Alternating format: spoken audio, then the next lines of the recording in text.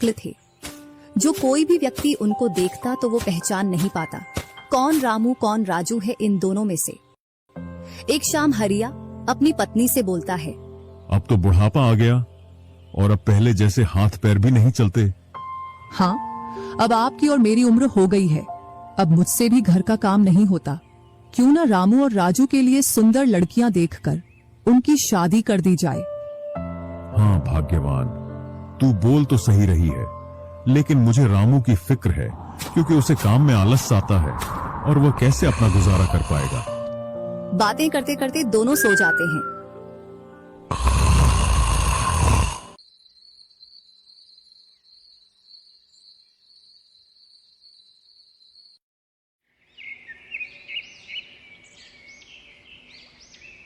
और सुबह उठकर हरिया रामू राजू से बोलता है, तुम दोनों खेतों पर चले जाना और एक खेत को खोद आना जिसमें मैं आकर बीज बो दूंगा।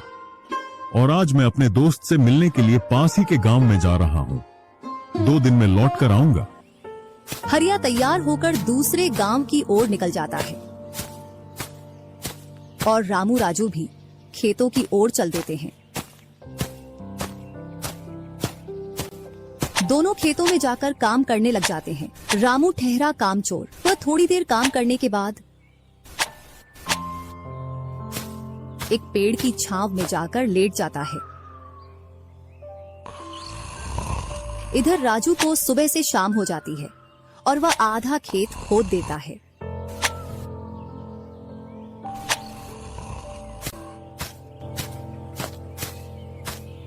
और हरिया भी अपने दोस्त के पास पहुंच जाता है। अरे भाई हरिया, कैसे आना हुआ? तुझसे मिलने की इच्छा हुई तो मिलने आ गया। चल अच्छा है, पहले भोजन करते हैं, इसके बाद गप्पे लड़ाएंगे। दोनों साथ में भोजन करते हैं। हाँ भाई हरिया, सुना सब कुशल मंगल? हाँ भाई, सब कुछ कुशल मंगल है। अब तो तेरे दोनों लड़के शादी के लायक हो गए होंगे। हाँ, दोनों शादी के लायक हो गए हैं और खासकर मैं तेरे पास इसीलिए आया हूँ कि कहीं दोनों लड़कों के लिए लड़कियां देख आऊं। वैसे अपनी भी 2 बेटी हैं और दोनों खूब होशियार और चंचल है। अब दोनों की भी उम्र शादी के लायक हो गई है। अगर तुझे कोई एतराज ना हो तो क्यों ना इस दोस्ती को रिश्तेदारी में बदल दी जाए। इतना सुन हरिया बड़ा खुश होता है। जब वह दोनों लड़कियों को देखता है तो दोनों बहुत ही सुंदर थीं।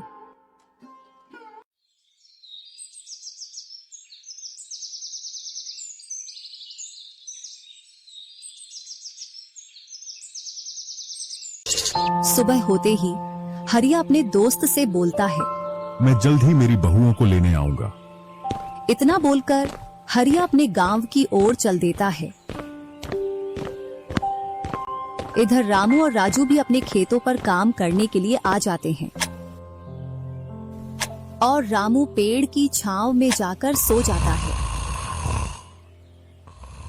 इधर राजू अपने काम में लगा रहता है। शाम होने को आ जाती है और हरिया भी अपने खेतों के पास आ जाता है। रामू की आंख खुलती है तो हरिया उसको आता हुआ दिखता है, तो वह खेत में जाकर काम करने लग जाता है। चलो घर, अब शाम हो गई और खेत भी पूरा खुद गया है।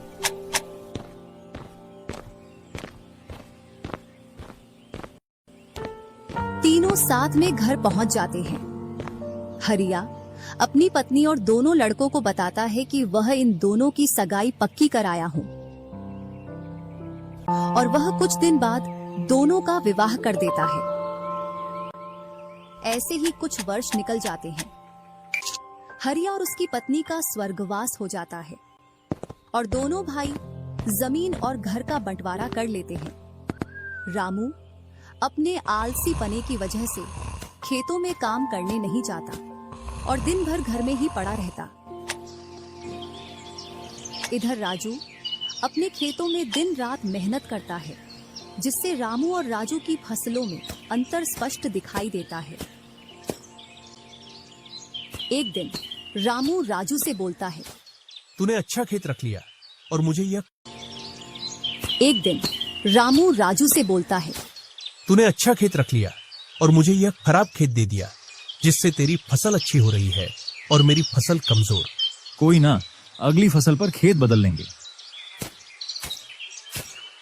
अगली फसल पर रामू राजू से खेत बदल लेता है और एक खेत ज्यादा ले लेता है। फिर भी राजू खुशी खुशी उसे खेत दे देता है। राजू के हिस्से में जो खेत थे उनमें फिर से वह दिन रात मेहनत करता। इधर रामू कभी काम करता तो कभी काम नहीं करता। रामू के पास बीज खरीदने के भी पैसे नहीं थे, तो वह पैसे लेने के लिए जमींदार के यहाँ चला जाता।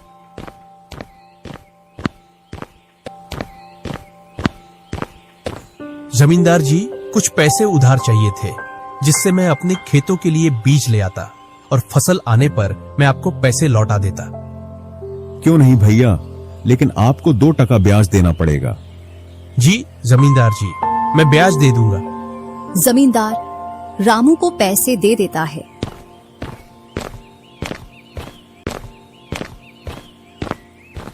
और रामू उनसे कुछ बीज लाकर अपने खेतों में बो देता है।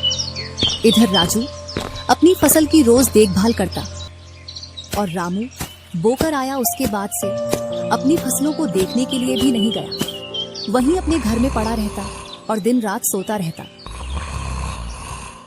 एक दिन जब फसल पकने का समय आया तो वह अपनी फसल देखने के लिए खेतों पर गया और फसल देखकर बोला, अरे इतनी कमजोर फसल! मैंने खेत बदल लिया, फिर भी लगता है मेरी ही किस्मत खराब है। जो भी जमीन में लेता हूँ उसमें अच्छी फसल होती ही नहीं है। ऐसे कहते हुए वह अपने घर आ जाता है और अपनी पत्नी से बोलता है, राजू की फसल तो अच्छी है, बस हमारी फसल ही कमजोर है। ऐसा कैसे हो सकता है? ऐसा तो होगा ही। दिन रात जो घर में पड़े रहते हो और खेतों में समय समय पर दवाई पानी नहीं दोगे तो फसल ऐसी कमजोर रहेगी। फिर बोलते हो किस्मत खराब है। किस्मत नहीं, मेहनत करनी पड़ती है। चल चल, मेरे को मत सिखा। अगर किस्मत ना हो तो कुछ भी नहीं होता। अगर मेहनत से कोई बड़ा बनता तो सबसे पहले गधा बड़ा बनता, क्योंकि उसके बराबर कोई मेहनत नहीं करता। और जो मजा जिंदगी में सोने में है वह मजा और किसी चीज में नहीं। बस इनको तो सुला दो, सोने के अलावा और कोई काम ही नहीं है। कुछ दिनों बाद जब फसल निकली तो राजू की फसल रामू से दोगुनी निकली, जबकि उसकी जमीन रामू से कम थी। रामू फसल को देखकर बोलता है, इस फसल को बेच कर आऊं या खाने के लिए रखूं? इधर जमींदार जी को भी पैसे देने हैं। अब इतनी सी फसल से कैसे काम चलेगा पता नहीं। एक दोपहर रामू सो रहा था, तभी उसका गेट किसी ने खटखटाया। पता नहीं कौन भरी दोपहर में नींद खराब करने के लिए आ गया। जैसे ही वह गेट खोलता है तो सामने जमींदार खड़ा दिखता है। क्या यह रामू का घर है? रामू ने सोचा, क्यों ना मैं इसे राजू के घर पहुंचा दूं। यह मुझे पहचान भी नहीं पाया। मैं तो राजू हूँ, वह वाला घर है रामू का। जमींदार सामने वाले घर पर जाकर गेट को खटखटाने लगता है। राजू गेट खोलता है और बोलता है, क्यों भाई, इतनी तेज गेट को क्यों खटखटा रहे हो? मैंने आपके रुपए लेकर खा लिए क्या? हाँ भैया रामू, तुमने मेरे जो पैसे लिए थे उन्हीं को लेने के लिए आया हूँ। तुमने बोला था फसल आने पर पैसा लौटा देंगे, जो तुमने अभी तक नहीं लौटाया।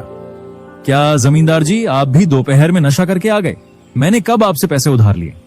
क्या तुम ही रामू हो? नहीं, मैं तो राजू हूँ। रामू तो सामने वाले घर में रहता है।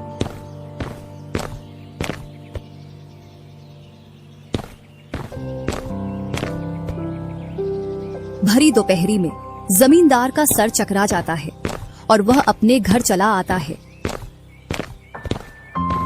और घर पहुंचकर मुनीम से बोलता है, ऐसा लगता है मुझे कि जो पैसे रामू के दिए थे वह पैसे अब लौट कर नहीं आने वाले।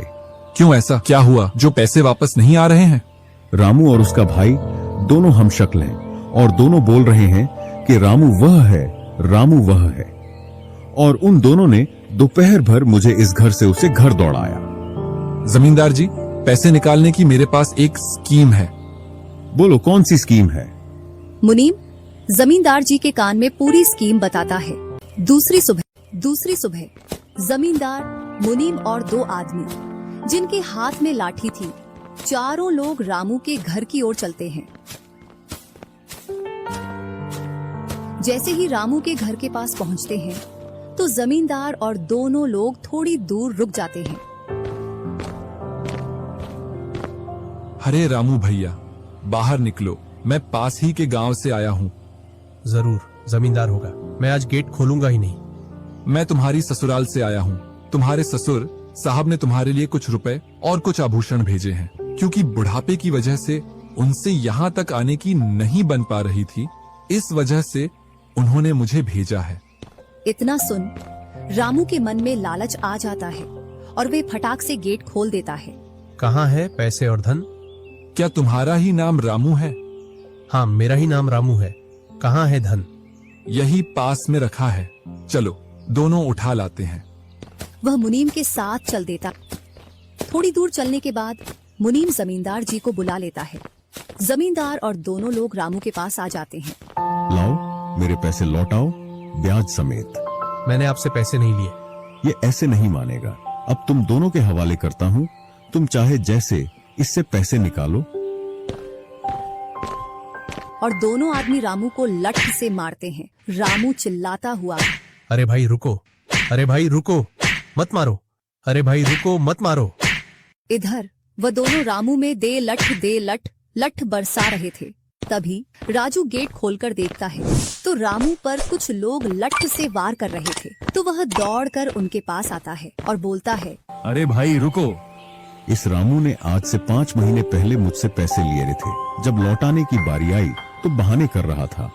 कितने पैसे हैं? 2000। रुको, मैं लाता हूँ।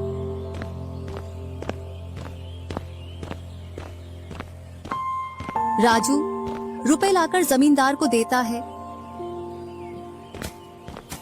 और जमींदार और उसके साथी वहां से चले जाते हैं। इधर रामू भी अपने घर में चला जाता है और राजू भी। कुछ दिनों बाद दोनों भाई अपना अपना खेत खोदने के लिए खेतों पर पहुंच जाते हैं।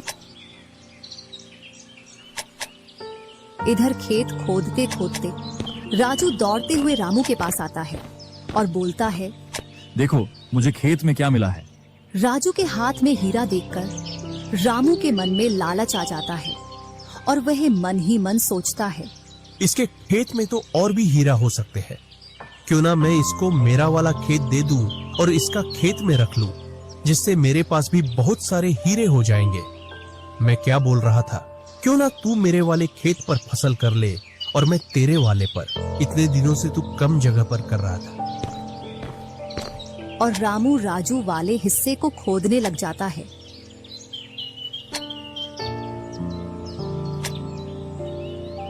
शाम तक पूरे खेत को खोद देता है, लेकिन उसे उसमें कुछ भी नहीं मिलता और थका हारा घर पहुंच जाता है।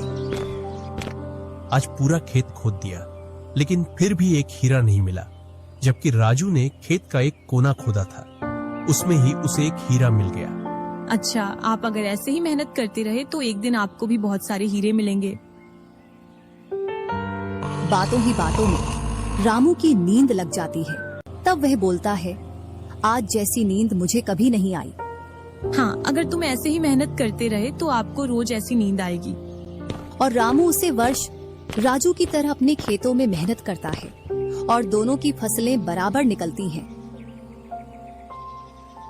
जिससे रामू के चेहरे पर अलग ही चमक दिखती है। एक दिन चारों लोग साथ में बैठकर खाना खा रहे थे। क्या सच में उस दिन खेत में से हीरा निकला था? हाँ भैया, निकला था ना। जो आज आपके घर में उसकी वजह से कई सारे हीरे रखे हैं। इतने में ही रामू की पत्नी बोलती है, वह तो नकली था, आपसे काम करवाने के लिए। इसी प्रकार बातें करते करते चारों लोग अपने अपने घरों में जाकर सो जाते हैं। सुबह होते ही तुम दोनों को राजा साहब ने राजमहल बुलाया है। वह दोनों भाई सेनापति के साथ चल देते हैं। अब पता नहीं कौन सी आपदा आ गई। कुछ नहीं, कुछ अच्छा काम होगा, तभी तो हमें बुलाया है। दोनों राजा के पास पहुंच जाते हैं। हमने सुना है इस वर्ष तुम्हारी फसल सबसे अच्छी निकली है और आपने इस बार सबसे ज्यादा राजकोष में कर दिया है। इसी का आप दोनों को इनाम दिया